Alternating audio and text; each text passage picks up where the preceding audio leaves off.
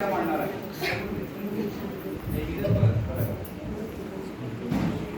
कार्यक्रमाचे अध्यक्ष, प्रमुख पाहुणे, गुरुजन वर्ग आणि येथे बसलेले माझे विद्यार्थी मित्रांनो, सर्वांना माझा नमस्कार.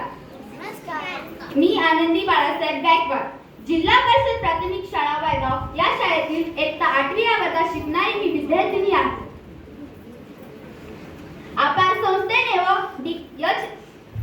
HFD बँकने आमच्या शाळेतील वाचनालयाला सुमारे 100 पुस्तके देऊन वाचनालयाला तर समृद्ध केलेच आहे. त्याचप्रमाणे आमच्यासारख्या विद्यार्थ्यांनाही ज्ञानाने समृद्ध केलेले आहे. सर, मी त्यातील 5 पुस्तके वाचली. त्यातील मला एक पुस्तक खूप आवडले. ते पुस्तक म्हणजे यशवंतराव चव्हाण. यशवंतराव चव्हाण या पुस्तकावर मी माझे मत मांडणार आहे. पुस्तक माणसाचे मस्तक सुधारते आणि सुधारलेलं मस्तक कोणासमोर नतमस्तक होत नसते. पुस्तक वाचल्यामुळे आमचं चिंतन मनन वाढते, आमचा आत्मविश्वास प्रचंड वाढतो. म्हणून विद्यार्थी भारत देशाचे आधारस्तंभ बनतात. एकदा एका प्राथमिक शाळेमध्ये गुरुजींनी विद्यार्थ्यांना प्रश्न विचारला, मुलांनो, तुम्हाला मोठेपणी काय व्हायचं आहे? कोणी म्हटलं मला पत्रकार व्हायचं आहे, कोणी म्हटलं मला इंजिनियर व्हायचं आहे, कोणी म्हटलं तर मला डॉक्टर व्हायचं आहे. गुरुजींनी यशवंतरावांना प्रश्न विचारला, यशवंत, तुला मोठेपणी काय व्हायचं आहे? त्या छोट्याशा यशवंतनी बाणेदारपणे उत्तर दिले, गुरुजी, मला मोठेपणी यशवंताचं यशवंतराव व्हायचं आहे. अखेरीस महाराष्ट्राचे पहिले मुख्यमंत्री बनले, यशवंताचे यशवंतराव बनले.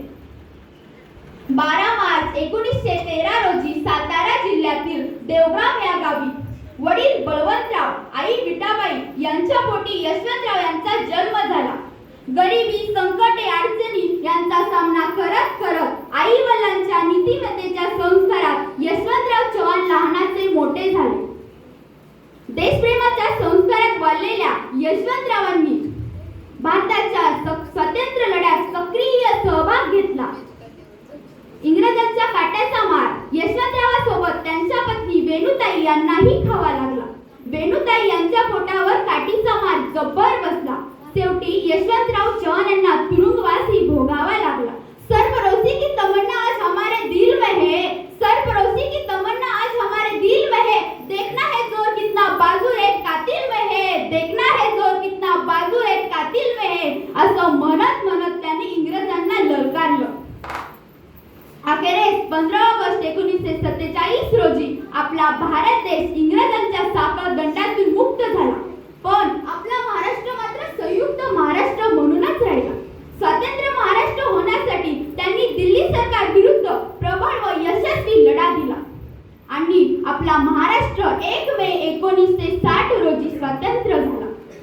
त्याच दिवसासह मुंबईसह महाराष्ट्र राज्याची निर्मिती झाली आणि यशवंतराव चव्हाण यांनी महाराष्ट्राचे पहिले मुख्यमंत्री म्हणून शपथ घेतली. जय जय महाराष्ट्र माझा, गरजा महाराष्ट्र माझा, जय जय महाराष्ट्र माझा, गरजा महाराष्ट्र माझा, भीमतडीच्या तटाना या यमुनेचे पाणी पाजा, जय जय महाराष्ट्र माझा, गरजा महाराष्ट्र माझा. सह्याद्रीने हिमालयाला म्हणजे दिल्ली सरकारला महाराष्ट्राच्या यमुनेचे पाणी पाजवलं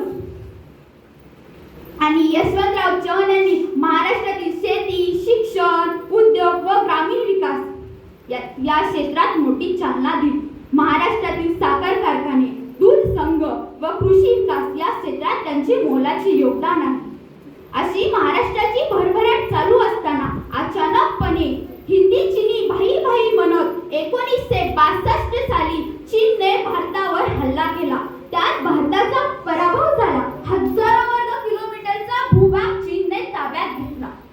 भारताला तर या युद्धात सर्वात मोठा धक्का बसला. तेव्हाचे संरक्षण मंत्री कृष्ण मेनन यांनी पराभवाची जिम्मेदारी स्वीकारून राजीनामा देऊन टाकला. अशा कठीण काळात पंतप्रधान पंडित नेहरू यांनी यशवंतराव चव्हाण यांना दिल्लीला बोलवलं आणि संरक्षण मंत्रीपद स्वीकारण्याची विनंती करू लागले. सुरुवातीला यशवंतराव म्हणाले, मी संरक्षण तज्ञ नाही, त्यामुळे मी हे पद का म्हणून स्वीकारू? पंडित नेहरू म्हणाले, आम्हाला संरक्षण तज्ञ नको आहे, देशाला संकटाने घेरलं आहे. अशा कठीण काळात भारत देशाला संकटातून काढू शकेल असा प्रबळ व यशस्वी प्रशासक हवा आहे. यानंतर 21 नोव्हेंबर 1962 साली यशवंतराव चव्हाण यांनी संरक्षण मंत्री पदाची सूत्रे स्वीकारली आणि सह्याद्री आणि महाराष्ट्राचा सह्याद्री हिमालयाच्या रक्षणासाठी दाखवून गेला. त्यांनी चीनला ठणकावून सांगितलं, तुम्हारे हर सितम पर मुस्कुराना हमको आता है, तुम्हारे हर सितम पर मुस्कुराना हमको आता है, लगाओ आग पानी में बुझाना हमको आता है, लगाओ आग पानी में बुझाना हमको आता है. 1962च्या युद्धात भारताचा पराभव झाल्यानंतर संरक्षण व्यवस्थेमधील त्रुटीवर मोठ्या प्रमाणावर टीका होऊ लागली. अशा बिकट समयी यशवंतराव चव्हाण यांनी भारतीय लष्करीची पुनर्बांधणी, संरक्षण तयारी व सैन्याचा आत्मविश्वास वाढवण्यावर भर दिला. 1962 नंतर सैन्याची संख्या वाढवण्यात आली, सैन्याचे नवीन युनिट उभारण्यात आली व सैन्याच्या प्रशिक्षणात सुधारणा करण्यात आली. संरक्षण मंत्रालय लष्कराचे वरिष्ठ अधिकारी व राजकीय अधिकारी यांच्यात समन्वय ठेवण्याचे काम यशवंतराव चव्हाण यांनी केले. अशी सर्व सुधारणा चालू असताना अचानकपणे 1965 साली पाकिस्तानने भारतावर हल्ला केला. पण भारतानेही त्या सडेतोड उत्तर दिले. मग पाकिस्तानची थोडी पळताभुई झाली. मग पाकिस्तानचा दारुण पराभव झाला. लोग फुटपाथ पे सोते हैं मेरे भारत में, लोग फुटपाथ पे सोते हैं मेरे भारत में, मांग कर आज भी खाते हैं मेरे भारत में, भूखे आज भी रहते हैं मेरे भारत में, तेरी फुटपाथ ही मुझे मंजूर है, तेरी फुटपाथ ही मुझे मंजूर है, मेरी लाश तो रहेगी मेरे भारत में, मेरी लाश तो रहेगी मेरे भारत में. एवढा आत्मविश्वास प्रचंड सैन्यात वाढला होता. अशा काळात यशवंतराव चव्हाण यांनी पंतप्रधान लाल बहादूर शास्त्री यांच्या सोबत विश्वासानं काम केलं. 1969 मध्ये काँग्रेस पक्षात मोठी फूट पडली. पंतप्रधान इंदिरा गांधी यांची साथ देण्याचे यशवंतराव चव्हाण यांनी ठरवले. पाहता पाहता यशवंतराव देशाचे गृहमंत्री, संरक्षण मंत्री व परराष्ट्रीय मंत्री म्हणून देशाची सेवा केली. इंदिरा गांधीचा यशवंतरावांच्या अनुभवावर, प्रशासकीय क्षमतेवर प्रचंड विश्वास होता हे सिद्ध होते. एका राजकीय सभेत प्रज्ञांद्रे यांनी महाराष्ट्राचा मुख्यमंत्री निपुत्रिक आहे असा शब्दात अपमान केला. यशवंतराव चव्हाण न चिडता शांतपणे उत्तर देत म्हणाले, होय, मला मुलगा नाही, पण महाराष्ट्रातील जनता हीच माझी मुली आहे. बघा किती संयम होता त्या यशवंतरावांकडे. दुसऱ्या दिवशी यशवंतराव आपल्या पत्नीला सोबत घेऊन प्रज्ञांद्रे यांच्या घरी मोकळ्या मनाने गेले. गप्पा रंगल्या. शेवटी यशवंतरावच म्हणतात, अहो प्रल्हादराव, काल तुम्ही मला निपुत्रिक म्हणालात, त्याचं कारण मी तुम्हाला सांगणार आहे. मी आणि माझी पत्नी इंग्रजांविरुद्ध लढलो. इंग्रजांना चले जाओ म्हणत आंदोलन केलं. त्या आंदोलनात माझ्या वेणूच्या पोटावर इंग्रजांनी काठी हल्ला केला. त्यात माझ्या वेणूचा गर्भपात झाला, रक्तस्राव झालं. डॉक्टरांनी सांगितलं की वेणूताई कधीच आई होऊ शकत नाही.